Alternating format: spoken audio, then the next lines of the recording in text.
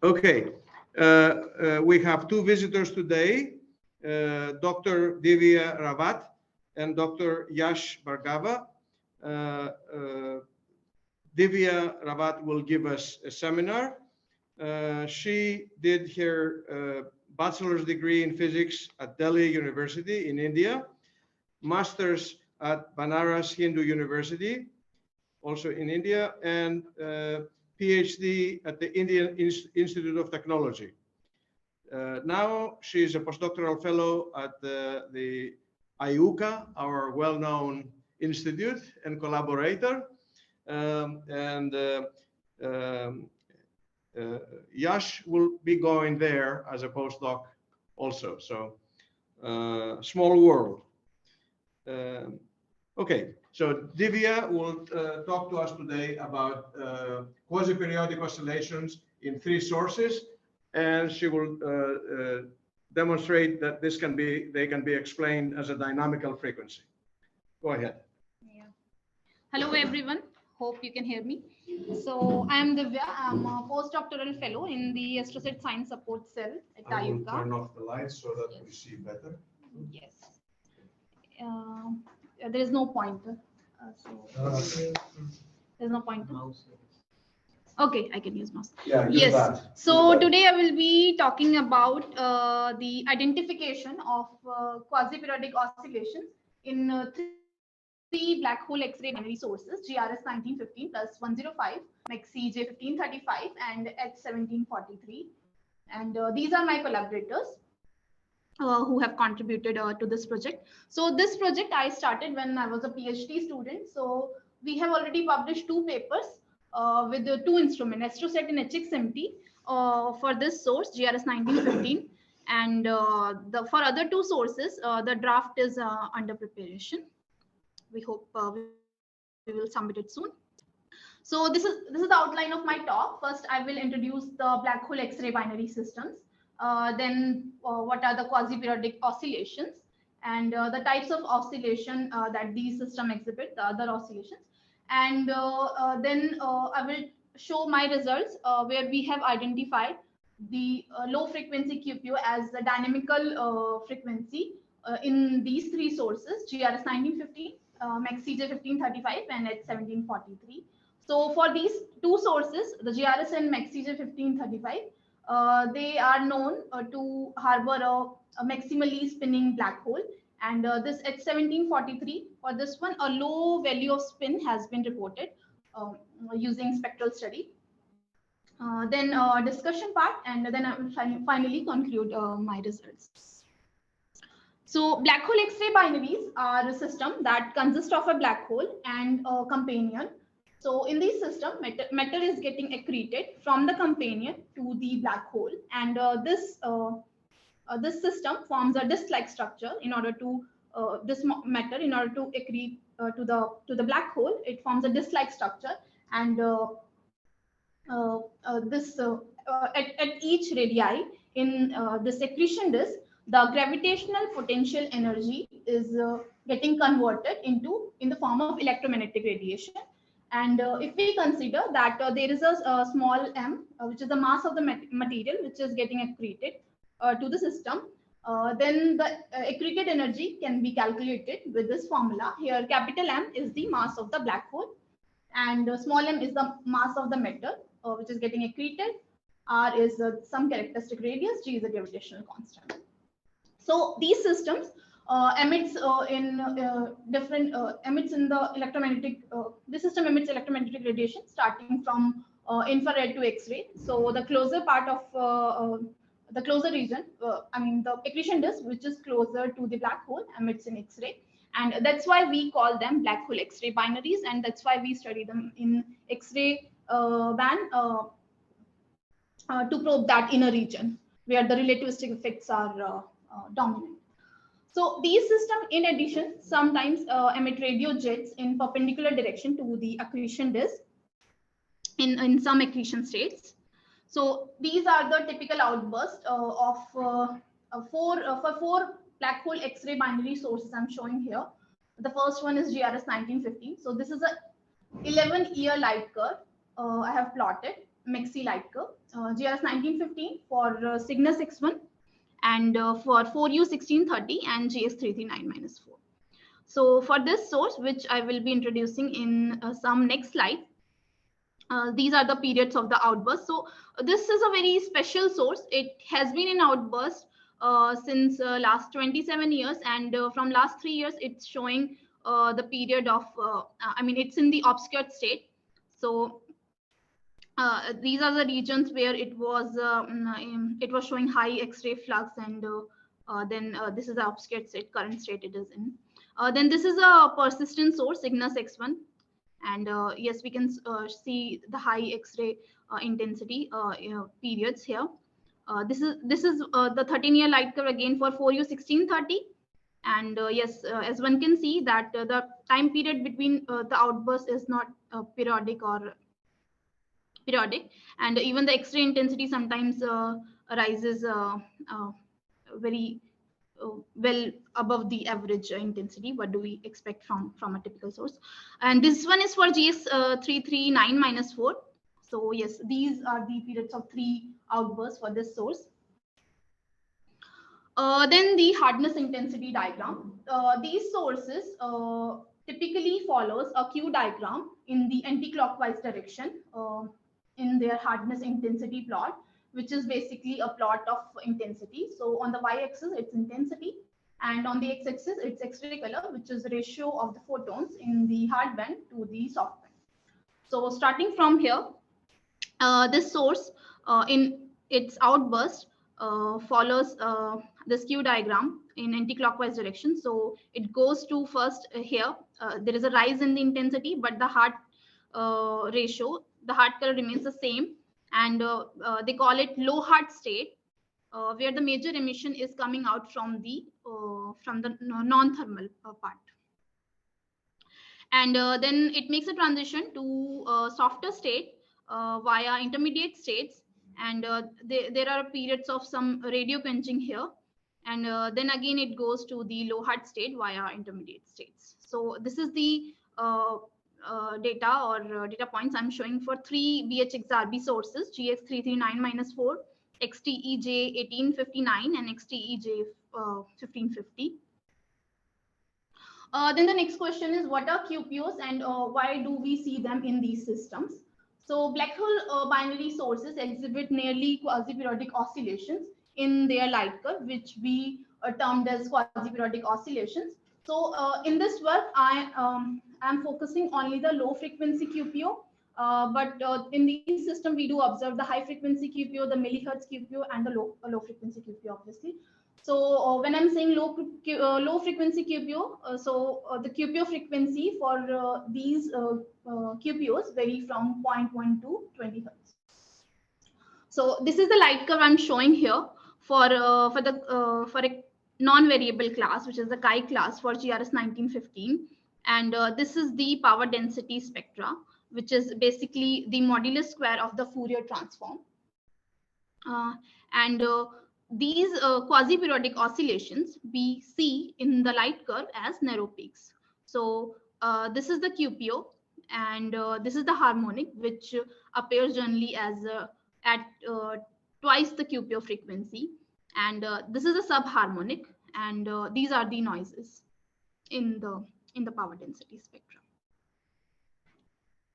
So in a BHXRB system, there are these are the frequency which we see for a test particle orbiting a black hole. There are 3 characteristic frequencies depending on its radius. The Keplerian one, which is inverse of the time period of the orbit; the epicyclic, which is which are oscillation perpendicular to the orbital plane; and then one is the perihestron precision frequency, which is Keplerian minus the epicyclic frequency, and which relates that how an orbit is in general relativity. Then there is one more frequency, length-theory precision frequency, in which the frequency is related to the wobbling of the orbit out of the plane, which again generally arise in general relativity when the black hole is highly spinning.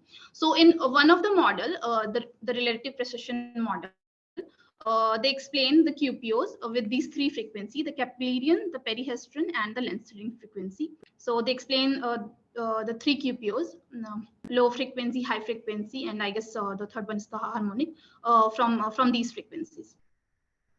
Then besides these frequencies, there are other two frequencies that are related to the characteristic speed in an accretion disk and the sound speed.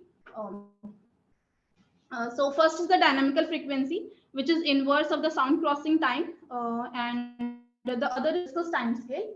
The other frequency is inverse of the viscous time scale, which is related to the radial inflow velocity of the disk. In the standard thin relativistic model, where the height of the disk is very less than the radius of this, the speed of sound can be written considering the relativistic effect, which are incorporated by Novikov and Thorne. The speed of sound can be written like this. Here h is again height of the disk, g is the gravitational constant, capital M is the mass of the compact object or black hole, r is some characteristic radius, and these all terms a, b, c, d, e all are the relativistic terms, which are a function of a, the spin parameter, the dimensionless spin parameter, and radii. So again, we took this equation for height for the inner region of the disk from Novikov and Thorne, and we have calculated the dynamical frequency from these three equations. So please, I want your attention for this equation. So this F dynamical equation, it has dependency on the accretion rate. M dot 18 is accretion rate in terms of 10 to the power 18 gram per second. So that is the unit here. R is the radii. And yes, we have normalized it for GRS 1915, as it has a mass of 12.4 solar masses, the mass of the black hole. So we have normalized them, and this is the final equation we got. And this n we have incorporated here, which take care of the assumption made in the standard accretion disk theory. And all these terms a, b, c, d, e all are again a function of r and a. So I will be using this equation so to fit our data. So this is our first source, GRS 1915. As I said, this is a very special source. It is a galactic microquasar with a black hole of mass 12.4 solar masses. It was discovered almost 30 years back with watch on board the Granite satellite. It is placed at a distance of 8.6 kpc with orbital variability. This source shows high X-ray variability, and on the basis of X-ray variability, it shows in the light curve and in the hardness intensity diagram. It has been classified into 14 different classes by these authors, Belloni et al., Kleinwald, and Hennigan. And some of the X-ray classes are these theta, lambda, alpha, and or the Greek letters. This is the light curve and the hardness variation as a function of time. We have plotted for GRS 1915. This is a AstroSat observation, 2017 AstroSat observation of the source, in which we have observed that the source was making a transition from chi to a heartbeat state. So basically from a non-variable to a flare state. So this is a 50-second bin data, so maybe you can't see anything. In the next slide, I will show you the zoom light curve where the variability is very clear. And here we have plotted the hardness ratio. So this is basically ratio of photons in 13 to 60 keV to 5 to 13 keV to 3 to 5 keV. So from hardness intensity also, we have made it clear that the source was making a transition from one accreting state to the other. So these are the zoom light curve I was talking about. The first one clearly non-variable state, then some variability of around 1000 seconds. Then within 90 kilosecond of the observation, the source was going to a flaring state, which is known as the heartbeat state, because it looks like the human heartbeat in its X-ray light curve. These are the PDS, the power density spectra. So for this observation, we have observed a variable type C QPO. So again, low frequency QPOs are divided into three categories: A, B, and C. So for this talk, I will be talking about type C QPO frequency only. So we have observed a type C QPO with the QPO frequency varying from 3 to 5 hertz. So starting from chi, it was 3, then some mid QPO frequency, then in the flaring state, we have observed a 5 hertz QPO. In addition to the low frequency QPO, we have also observed this millihertz QPO, which is expected, which is of this inverse of the time period of these oscillations, this flaring class. Next, we extracted the spectra for the three classes, and we fitted it with this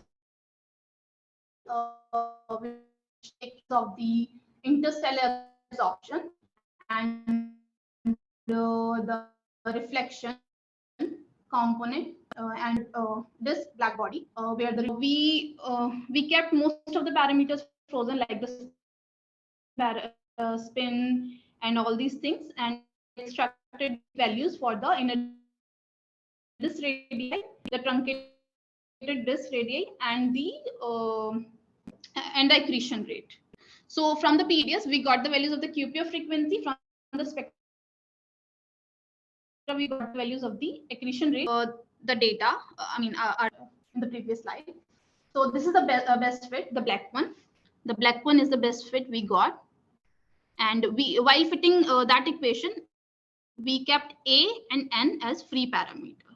And our best fit gives us a spin parameter of 0.97 and this normalization parameter of 0.2. These color represent the three different classes. This one, the yellow or the orange, is for the heartbeat state. The green one is for the intermediate, and red is for the kite class.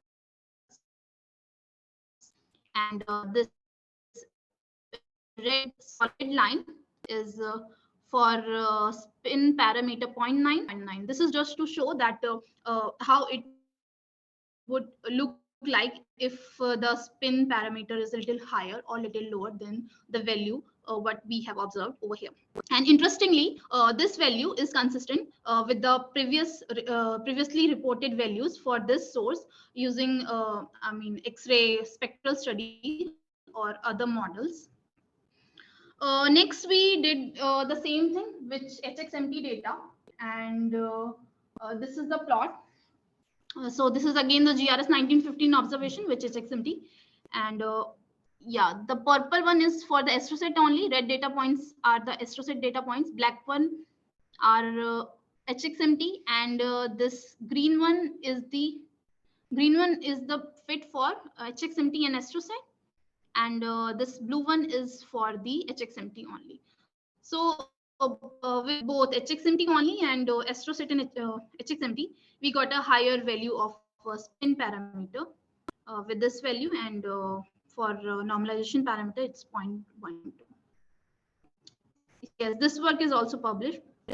So from here, we have confirmed as the values we are getting for the spin are consistent with the previously reported value. So we confirm that region of the QPO frequency is associated with the dynamical frequency for this source. Then moving to the next source, MAXI J1535, which is again known to harbor a near maximally spinning black hole. This source is a galactic X-ray transient black hole binary source. It was discovered in 2017, and MAXI independent that this source lies in our vicinity. And yes, the X-ray spectral study suggests that this system harbors a near maximally spinning black hole. Till now, there is no is available with the optical observation. Though with X-ray observations, people have reported value for mass, which are contradictory with each other. And the hardness intensity plot for the MAXI 1535 observation. So in this work, we have used the Nizer observation, and this is the light curve. The gray data points are the one where we have not observed any QPO, or maybe there was a type B QPO, and the colored one are the points where we have observed a type C QPO. So for all these projects, I have only those QPOs which type C QPO. When there was a type C QPO only. So yeah, starting from here to here, when the source goes to the outburst state, the QPO frequency is increasing to 9 Hertz. Then it's missing somewhere here when the source makes a transition. And then again in the intermediate state, hard intermediate state, we do observe these QPOs. And this is the HID, and it looks like a typical black hole X-ray binary HID. It goes like this in the anti-clockwise direction, starting from here, from hard to the softer state.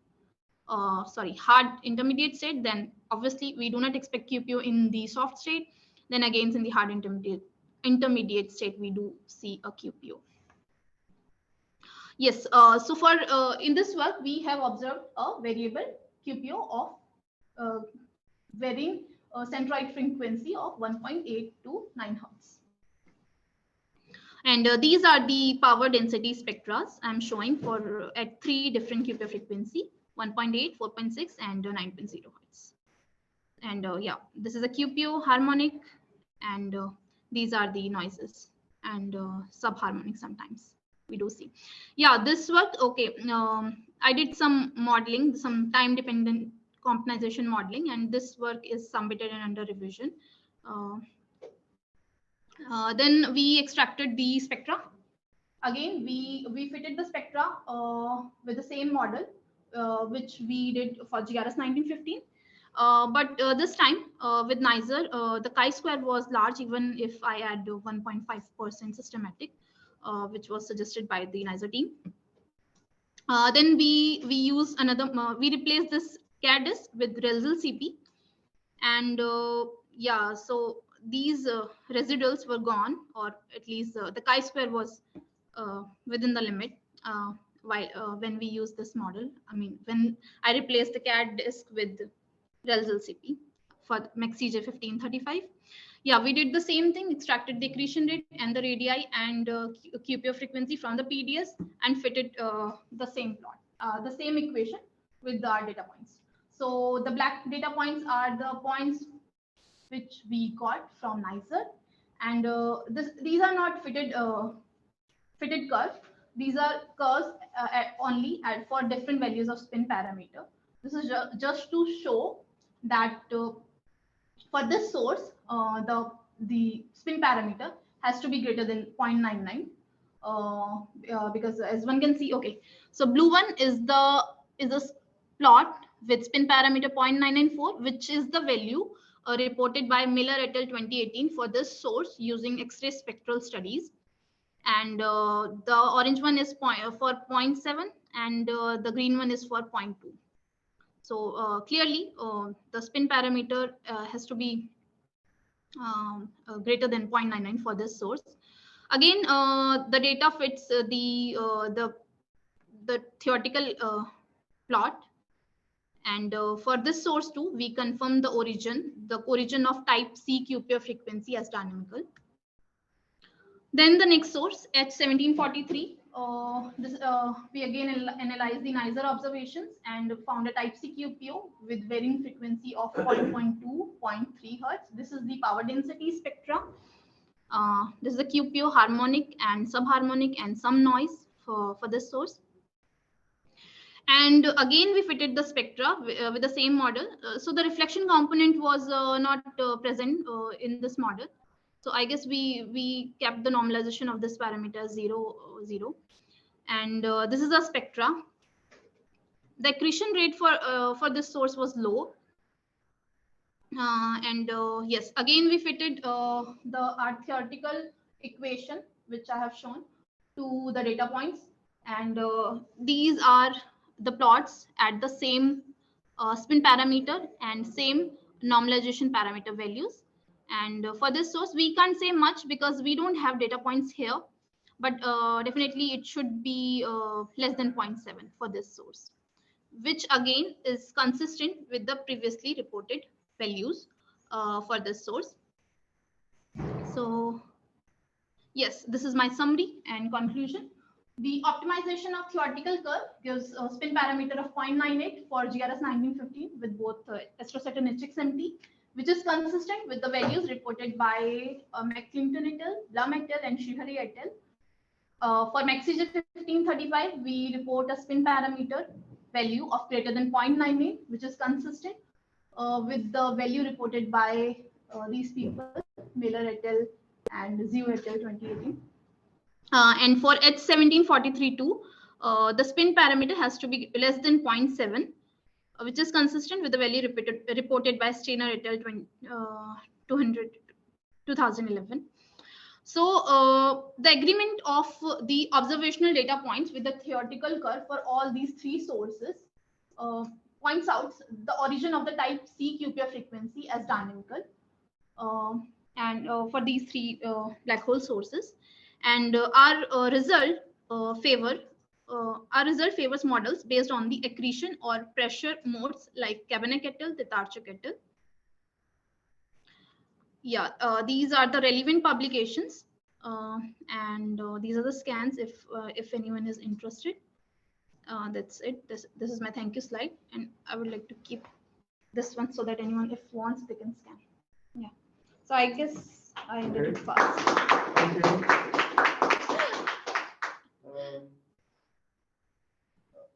Are there any questions? I have some. Yes. Yes. You have one. Go ahead. Okay. Thank you very much. I would like to ask about, so you measured this dynamical frequency, which, if I remember correctly, depends on the sound speed, right? On the sound speed. Yes. Yes, you're right. Yeah, sorry. This dynamical frequency depends on the sound speed, and you can measure this frequency from the observations. Yes. So my question is, can you measure? Just a second.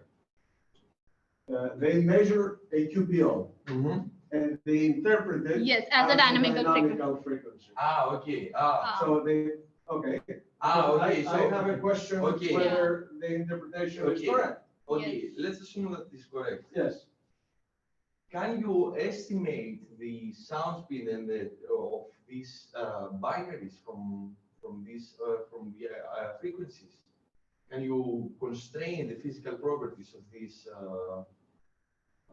systems in these frequencies? From this frequency. So assuming it's a dynamical frequency, yes. Yes. So that's what we have done here. I mean, Yeah, from the theoretical equations, we assume that this dynamical frequency is the same as the QPO frequency, or at least associated to this QPO frequency. So that's what we have confirmed here. But yeah, once it is confirmed that this is the frequency which is related to the dynamical frequency, one can get the other parameters with, I mean, in the equation. Yeah. So you can do that. I mean, you can consider. I mean, there are many. I mean, at least 6 models I know which explain this QPO frequency. One of them is RPM, which I just explained in one of the slides. So yeah, I mean, it's a question of debate, because there is no correct model. But yes, in our case, for 3 sources at least, with like 3 different instruments, we are getting this QPO frequency, or at least type C QPO frequency as a dynamical frequency in our case. Pablo, you have a question? So you showed that the QPO appears, then disappears, and Yes. appears again. Yes. You mentioned also there are different types of QPO. Yes. So how can you be sure that what you see at the beginning and then is the same type of QPO? Yes. So I mean, it's on the Q, which is I guess QPO frequency divided by width of the QPO frequency. I mean, centroid frequency of the QPO, or the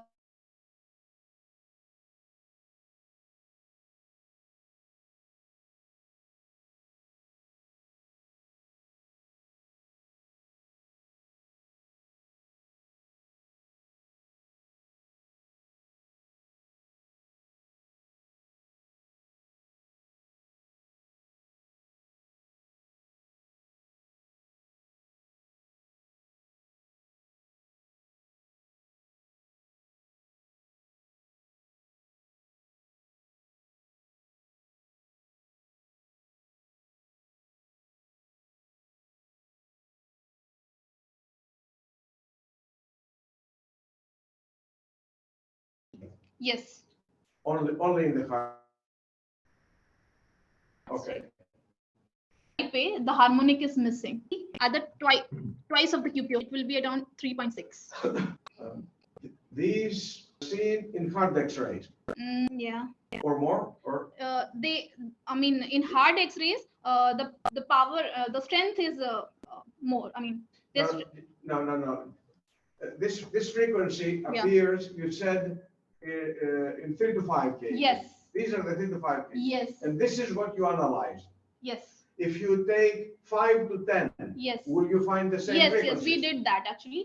So this is the paper which I mean got accepted in 2019. So we did it for 3 bands, and Okay. we did this study, study of temporal properties like the RMS and lag for 3 different bands, and yeah. What is the third band? What is the second? 13 to the... 60. So 3 to 5, 5 to 13, 13 to 60. 3 bands with LXPC. 3 to 5. 3 to 5, 5 to 13.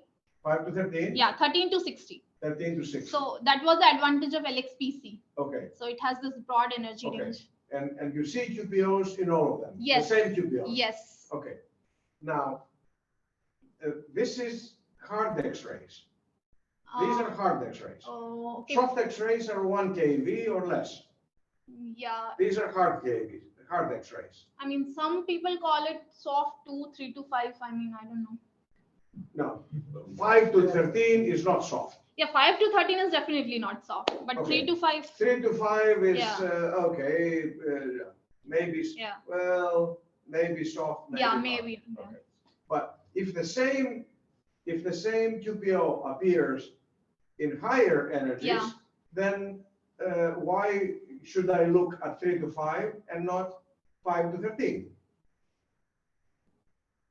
You understand what I'm saying? I know. You look, okay, you want to interpret these frequencies as dynamical Yes. frequencies. The dynamical frequencies and the formula that you gave Yes. is for the Shakura-Sunyaev disk Yes. or the Thorne, Yes. Yes. Novikov and Thorne. Novikov and Thorne. Yeah. This is the thin disk. Yes. Relatively thin disk. Yes? Yes. Okay. The black hole X-ray binaries have a corona. Yeah. We don't know what it is, Yeah. but there is a corona. There is a. And the hard X-rays are produced in the corona. Yeah. So the soft X-rays are produced in the disk. In the disk. So why did you interpret this as coming from the disk? You interpret the QPO frequency as coming from various radii Yeah. of the disk. Yeah. Why? Just because it fitted the formula that No. Novikov So gave? actually, I mean, in this case at least, we have observed the same QPO in all the 3 bands. So You have seen them in all 3 bands. yes. But the Novikov Thorne disk Yes. does not emit hard X-rays. Okay. So why are the two then? Why can you use the formula of Novikov and Thorne to interpret these QPOs? I don't say that you cannot. I cannot. I'm asking why. Yeah, maybe disk is interacting with the corona. So I'm saying it is associated with that dynamical frequency. So that's why we incorporated that one factor n. I mean, it's interacting. I'm not saying it's exactly the same, and it's associated. Okay. Well, nobody knows what they are. Yeah. We interpret them. Yes. Different people, different way. Yeah. Have you tried to interpret them in any other way? Yes, with RPM, relativistic precision model. So I tried this frequency, Which one? the perihestron. Yes. Yes, which is Keplerian minus the epicyclic. So it was not fitting. Well. Given it was not fitting Okay. well, given the spin parameter to a higher value. For this case, at least GRS 1915. Okay. If these QPOs come from the corona, Yeah. then the formula that Mastichiadis, Petropoulou, and I Yeah. published a couple of months ago, Okay. possibly if you vary one parameter, Yeah. you can fit Okay. these also. I don't know if you can, Okay. but at some point Yeah, it would you be. can try. Yeah, it would be interesting to do that. It would be interesting to do Yes, that. yes. Yeah. For example, if you change the size of the corona Yeah. to see does it fit the change of the QPO frequency. Okay. Yeah. Yeah, we can do that. I would be interested. Yeah, in sure. that. Yeah, yeah. As We can discuss it yes, afterwards, yes. and I can tell you Yeah. which parameter to Yeah, vary. yeah. So yes, we can do that because the last work which I have shown, the last results. So these are under preparation. The draft is under preparation. So yes, we can do that. Okay, all right. Are there any other questions? Okay, well, thank you very much. Should I stop? Say it again. Some questions in the chat. Are there questions?